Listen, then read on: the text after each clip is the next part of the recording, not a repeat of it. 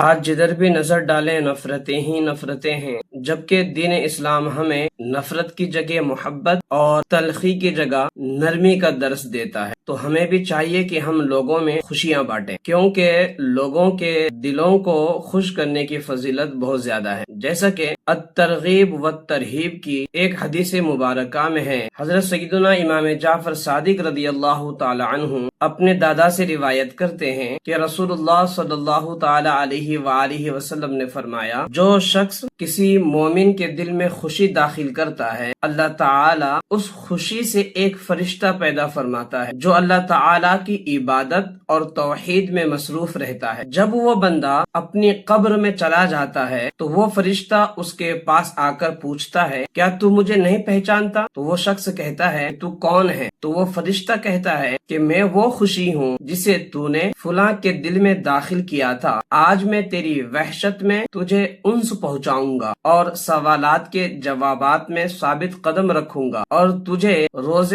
قیامت کے مناظر دکھاؤں گا اور تیرے لیے تیرے رب کی بارگاہ میں سفارش کروں گا اور تجھے جنت میں تیرا ٹھکانہ دکھاؤں گا۔ تو میرے عزیزو، سوچئے کتنی فضیلت ہے اس نیکی میں جو صرف کسی کے دل کو خوش کرنے سے حاصل ہوتی ہے۔ تو خود بھی خوش رہیں اور دوسروں کو بھی خوش رکھیں۔